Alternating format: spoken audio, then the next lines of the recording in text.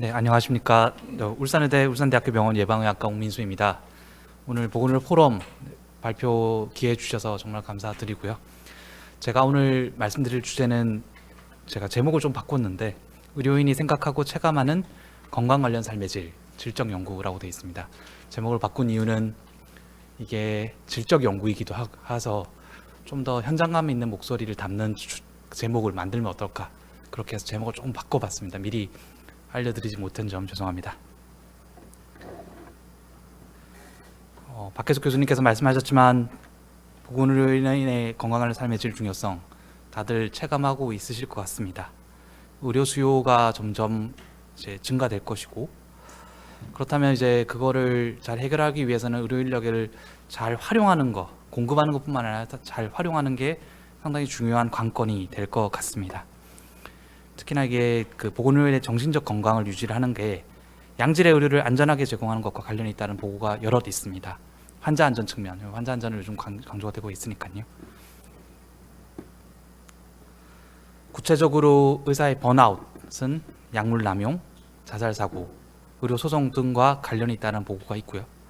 간호사의 같은 경우에는 근골격계 통증을 더 호소를 하고 업무 관련 스트레스, 우울감을 더 호소한다는 보고가 있습니다. 보건의료인의 건강 문제는 그 근무 환경이나 여건에 따라서 그 정도가 차이가 크기 때문에 그 유형에 따라서 잘 문제를 고려해야 할 거라고 생각합니다. 의료인의 건강 관련 삶의 질을 이제 관리를 하기 위해서는 그 측정이 첫 번째가 되어야 될 것 같고요. 네. 번아웃뿐만 아니라 이제 뭐 우울감, 세컨드 빅팀 이런 그 경험 같은 다양한 부정적인 경험을 측정하기 위한 도구들이 실제 개발되어서 활용되고 있습니다. 제가 인용한 1번과 2번 논문이 가장 최신 논문이긴 한데 다양한 측정 도구가 사실 개발되어서 활용되고 있긴 합니다. 꼭 부정적인 것만 있는 건 아닙니다. 여기 웰빙, 삶의 질, 탄력성, 마음 챙김, 제가 오늘 뒤에서 말씀드리겠지만 뭔가 직업적인 만족도 내지는 사명감 이런 것들을 측정하는 긍정적인 영역에서의 측정도 사실 가능합니다. 하지만 보건의료인의 건강 관련 삶의 질 측정이 사실 이렇게 뭐 단순하게 측정할 수 있느냐, 그렇지는 않을 거라 생각합니다. 네, 그렇고 뭔가 표준화된 방법이 있느냐, 그런 것 같지도 않습니다.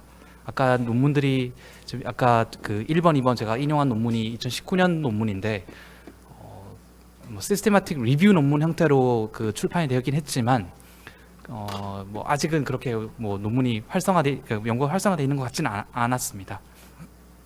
그래서 보건의료인이 스스로 생각하는 건강 관련 삶의 질은 무엇인지, 그 의미가 무엇인지, 어떻게 더 측정을 할 것인가, 평가를 할 것인가, 어떻게 하면 의료인의 건강 관련 삶의 질을 향상시킬 수 있을 것인가에 대한 심층적인 연구가 이제 추가적으로 계속되어야 될 거라고 생각합니다.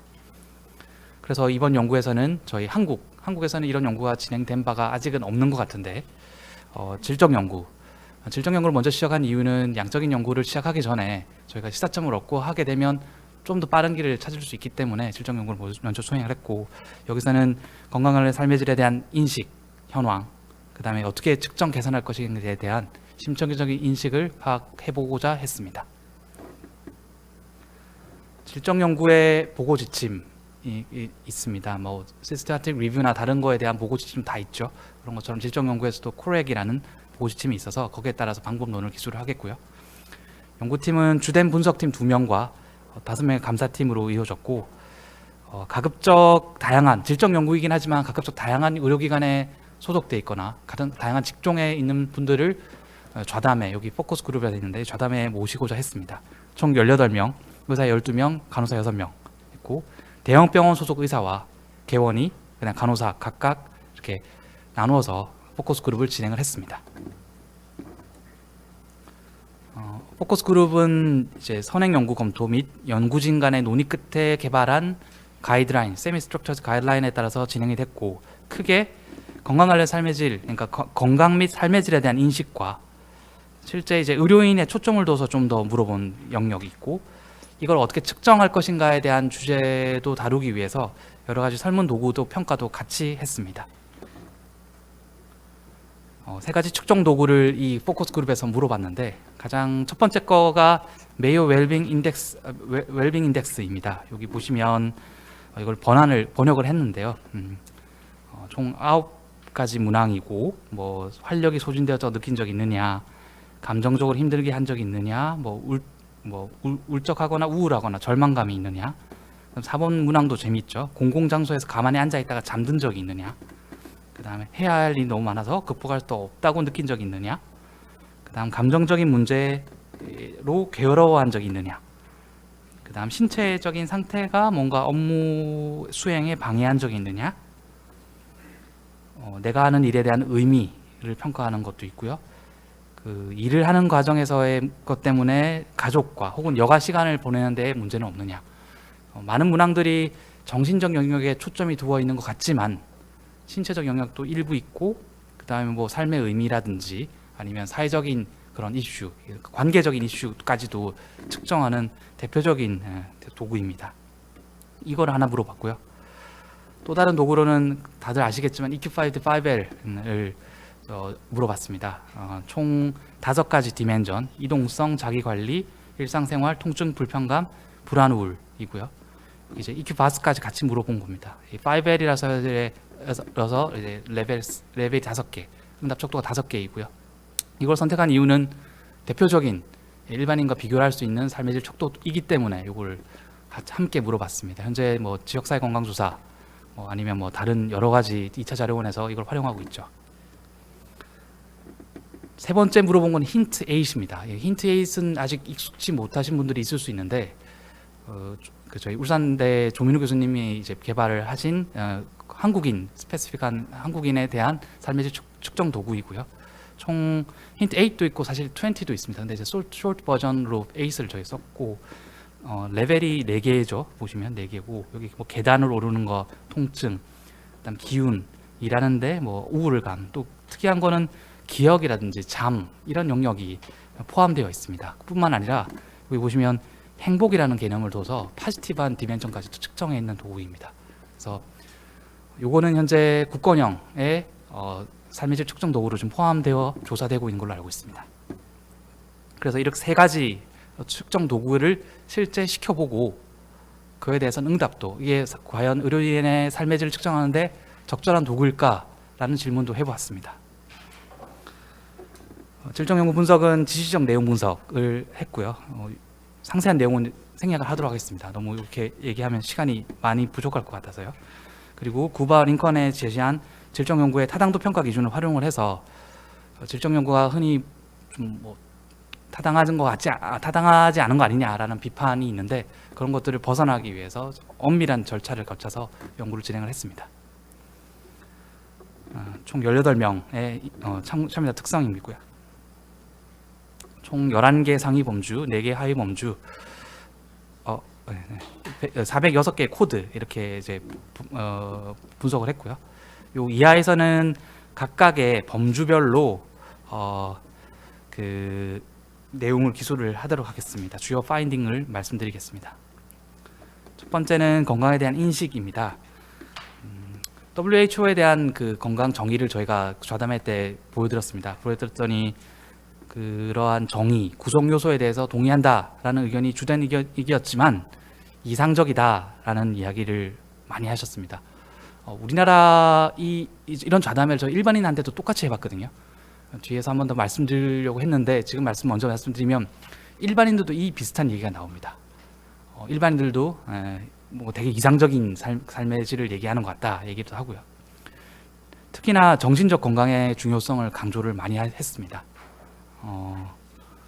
뭔가 타인의 건강을 이렇게 돌봐주는 사람이기 때문에 나 스스로에 대한 정신적 건강이 해야 그런 일을 할 수 있겠다라고 언급을 했고, 스스로의 그 삶의 질 평가에 있어서 2가지 의견이 약간 상반되었는데, 그러니까 늘 우리가 아픈 사람을 대하다 보니까 나의 건강을 좋게 평가할 수도 있고요.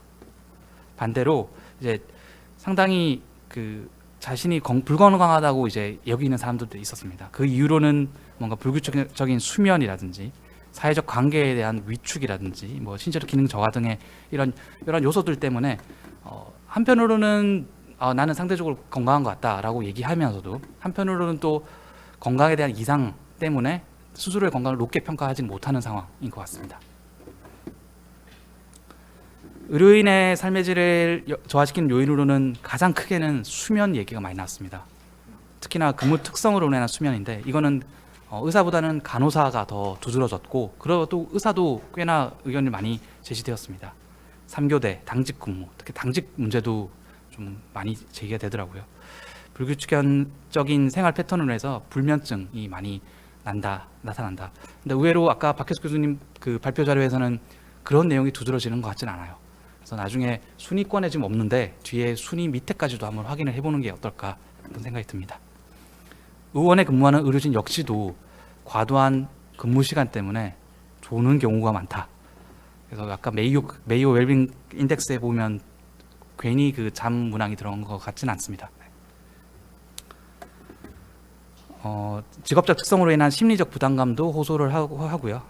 내가 남을 돌봐야 된다라는 압박감, 부담감, 그와 동시에 뭔가 예기치 않은 의료사고 발생에 대한 막연한 불안감까지도 얘기를 하고 있었습니다. 또 최근에 이제 코비드-19 때문에 힘든데 환자들로 인해서 감염될까봐 이런 두려움도 상당히 가졌고, 이 감염이 나의 가족한테 이어지진 않을까라는 언급도 있었습니다. 환자를 돌면서 겪는 만성 통증, 특히나 간호업무하는 과정에서 이제 많이 걷고 뭔가 옮기고 이러한 상황들이 근골격계 통증을 많이 호소하게끔 했는데, 이게 아까 박혜수 교수님의 자료에서는 명확히 잘 드러나는 것 같지는 않아요.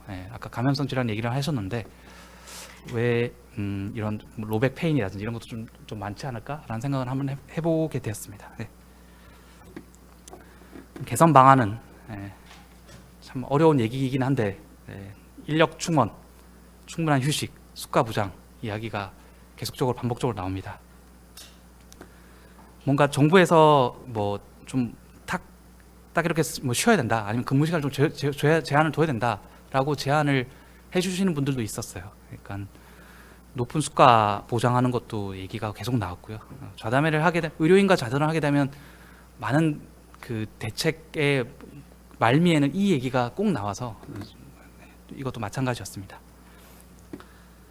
측정을 어떻게 할 것인가에 대한 의견을 여쭈었는데, 그거에 대해서는 필요하다, 측정을 해야 된다라고 했고, 의무보다는 권고 형태를 더 선호를 했습니다.